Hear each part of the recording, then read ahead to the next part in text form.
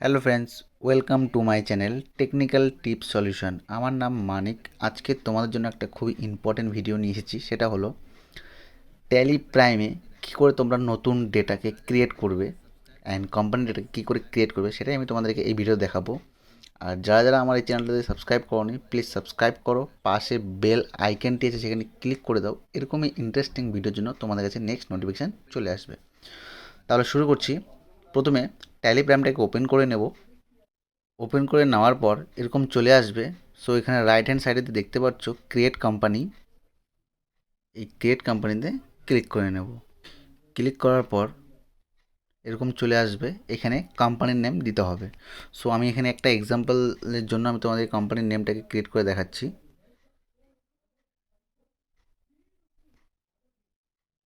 তো তোমরা এখানে তোমাদের কোম্পানির নেমটা তোমাদের দিতে হবে।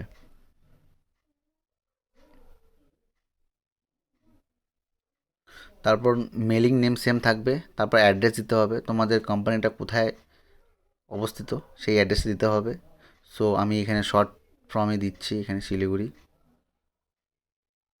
দেন স্টেটটাকে সিলেক্ট করে নিতে হবে। ওয়েস্ট বেঙ্গল সিলেক্ট করে নিলাম। তোমরা যেই স্টেট থেকে বিলং করো সেই স্টেটটাকে সিলেক্ট করে নেবে। তারপরে কান্ট্রি সিলেক্ট করে নেবে। তারপরে পিনকোড।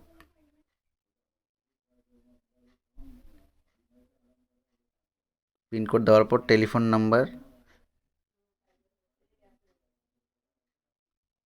অ্যান্ড মোবাইল নাম্বার এখানে দিতে হবে।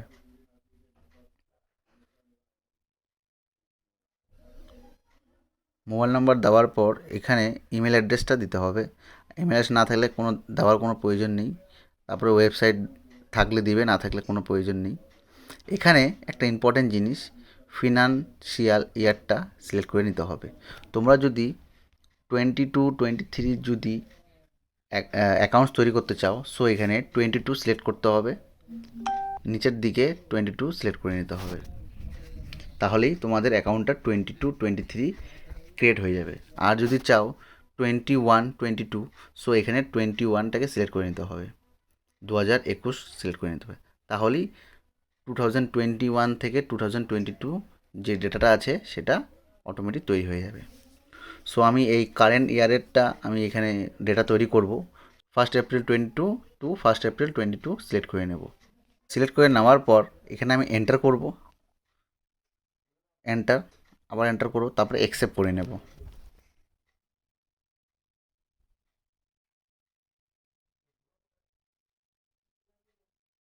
অ্যাকসেপ্ট হয়ে যাওয়ার পর এরকম চলে আসবে। এখানে মেনটেন অ্যাকাউন্টসটাকে ইয়েস করে নেব। তারপরে এনেবল বিল ওয়াইজ এন্ট্রি, এটাকেও ইয়েস করে নেব। বিল ওয়াইজ এন্ট্রি ইয়েস করার পর ইনভেন্টরিটা, যে মেনটেন ইনভেন্টরি আছে, এটাকেও ইয়েস করে নেব। তারপর এই জিএসটিটাকেও ইয়েস করে নেব। জিএসটিটাকে ইয়েস করতে হবে, কারণ এটা যদি ইয়েস না করো সো তোমাদের ট্যাক্স ক্যালকুলেশনটা অটোমেটিক আসবে না। তো সেই জন্য জিএসটিকে ইয়েস করার পর এন্টার করে নিতে হবে। এন্টার করার পর তারপর এরকম চলে আসবে। সো এখানে জিএসটির ডিটেলসটাকে তোমাকে এখানে ফিল করতে হবে। সো অটোমেটিক ফিল থাকবেই, প্লাস একবার চেক করে নিতে হবে সব কিছু ঠিকঠাক আছে কি না। এটা স্টেটটাকে সিলেক্ট করে নিতে হবে। স্টেটটাকে সিলেক্ট করার পর এখানে রেজিস্ট্রেশন টাইপ, মানে তোমাদের রেগুলার নাকি কম্পোজিশন, এটা সিলেক্ট করে নিতে হবে। সো এটা সিলেক্ট করার পর এটা অ্যাকচুয়ালি রেগুলার আমার, তো সো আমি রেগুলারটাকে সিলেক্ট করে নিলাম। এখানে জিএসটি নাম্বার দিতে হবে। সো তোমাদের যে জিএসটি নাম্বার, সো এখানে তোমাদের জিএসটি নাম্বারটা দিতে হবে। দেওয়ার পর তারপর এখানে দেখতে পাচ্ছ তোমরা মান্থলি নাকি কোয়ার্টারলি তোমাদের রিটার্ন। যদি মান্থলি থাকে সো মান্থলি সিলেক্ট করবে, যদি কোয়ার্টারলি থাকে তাহলে কোয়ার্টারলি সিলেক্ট করে নেবে। সব করার পর এখানে তোমরা দেখতে পাচ্ছ অ্যাডিশনাল ফিচার্স। অ্যাডিশনাল ফিচার্সের মধ্যে তোমাদেরকে জিএসটি ডিটেলসটাকে ইয়েস করে নিতে হবে।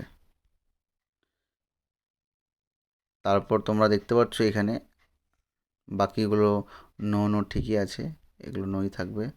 তারপরে এখানে ই ওয়ে বিল অ্যাপ্লিকেবল করে নিতে হবে, কারণ ই ওয়ে বিল অ্যাপ্লিকেবল করলে পরে তোমরা যখন তোমরা ই ওয়ে বিল যখন তোমরা বানাবে, সো এখানে যদি এন্ট্রি করা থাকে তাহলে অটোমেটিক পোর্টালে গিয়ে সেই ডিটেলসটা ফিল হয়ে যাবে। ফিল হলে পরে তোমরা অটোমেটিক ই ওয়ে বিলটাকে জেনারেট করতে পারবে। তো সেই জন্য এটাকে ইয়েস করে নিতে হবে।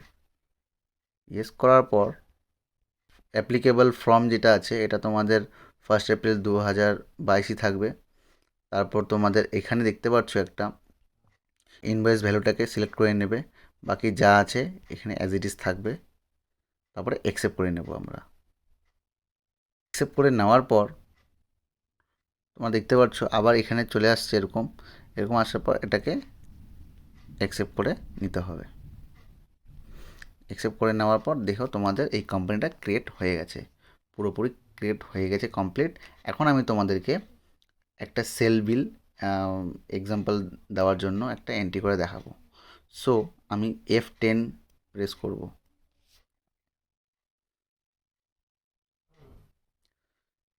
F10 প্রেস করলে তোমরা দেখতে পাচ্ছ এখানে অ্যাকাউন্টিং ভাউচার যতগুলো আছে সব চলে আসছে, ইনভেন্টরি ভাউচার চলে আসছে। আগে এই সিস্টেমটা ছিল না, সো এখন এই সিস্টেমটাকে নতুন আপগ্রেড করে দিয়েছে ট্যালি প্রাইমে।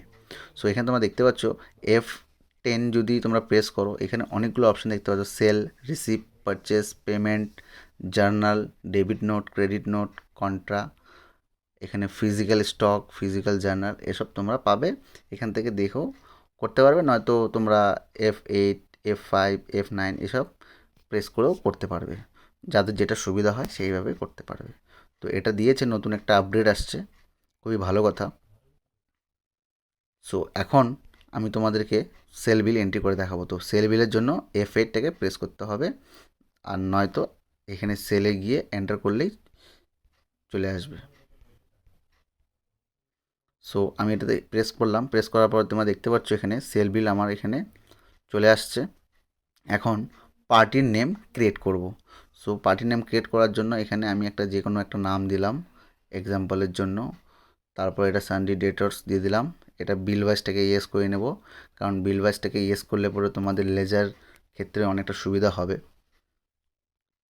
তো এটার জন্য ইয়েস করে দেবো এটাকে আমি। ইয়েস করার পর এখানে তোমরা পার্টির অ্যাড্রেসও দিতে পারবে, কোনো অসুবিধা নেই। তারপর পার্টির স্টেট, কান্ট্রি, পিনকোড, সবথেকে বড় কথা হলো রেজিস্ট্রেশন টাইপ, মানে পার্টির রেজিস্ট্রেশন টাইপ কেমন, রেগুলার কম্পোজিশন ইয়া আনরেজিস্টার্ড পার্টি ইয়া আননোন পার্টি। সো এটাকে তোমাদেরকে সিলেক্ট করে নিতে হবে।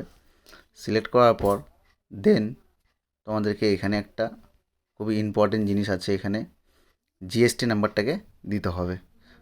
যদি পার্টি রেগুলার থাকে সো জিএসটি নাম্বার দেবে, আর যদি পার্টি আনরেজিস্টার্ড থাকে তো কোনো কথা নেই, আনরেজিস্টার্ড করে অ্যাকসেপ্ট করে দেবে ব্যাস।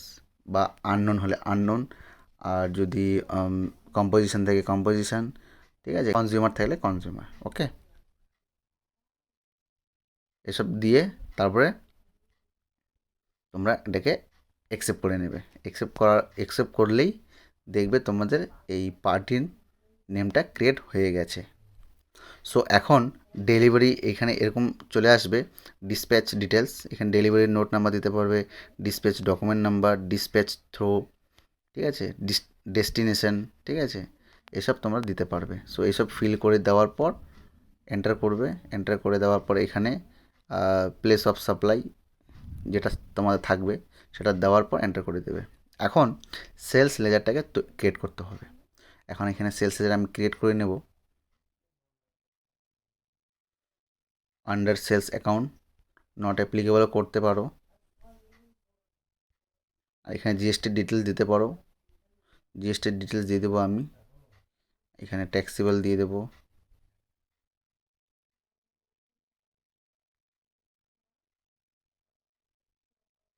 যা আছে এগুলো ফিল করে আমি এটাকে অ্যাকসেপ্ট করে দেবো।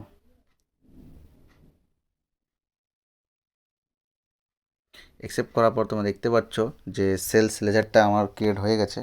এখন আমি ইনভেন্টরি এটাকে ক্রিয়েট করে নেব। এখানে আমি একটা এক্সাম্পল দেওয়ার জন্য নাম দিয়ে দিলাম। এটা আমি আন্ডারটাকে তৈরি করব, করার পর এখানে আমি সব কিছু দিয়ে এটাকে অ্যাকসেপ্ট করে নেব। ট্যাক্সেবল 18% দিয়ে এটাকে অ্যাকসেপ্ট করে নেব। অ্যাকসেপ্ট করে নেওয়ার পর দেখতে পাচ্ছ আমার ইনভেন্টরিটাকে ক্রিয়েট হয়ে গেছে। সো এখন আমি এখানে একটা অ্যামাউন্ট বসালাম 100, তারপর এন্টার করব। এখন সিজিএসটির একটা লেজার তৈরি করব। এটার আন্ডার হবে সিজিএসটির ডিউটি অ্যান্ড ট্যাক্সেস। সো এটা জিএসটি হবে, জিএসটি বা সেন্ট্রাল ট্যাক্স হবে। বাকি ফিল করার পর অ্যাকসেপ্ট করে দেব। অ্যাকসেপ্ট। দেখো তোমরা দেখতে পাচ্ছ সিজিএসটির অটোমেটিক ট্যাক্স চলে আসছে এখানে 9 টাকা। এখন এসজিএসটির লেজার ক্রিয়েট করব। এটারও জিএসটি হবে। এটা হচ্ছে স্টেট ট্যাক্স হবে, কারণ এসজিএসটি স্টেট ট্যাক্স। এটা হওয়ার পর এন্টার করব, তারপরে অ্যাকসেপ্ট করে দেবো।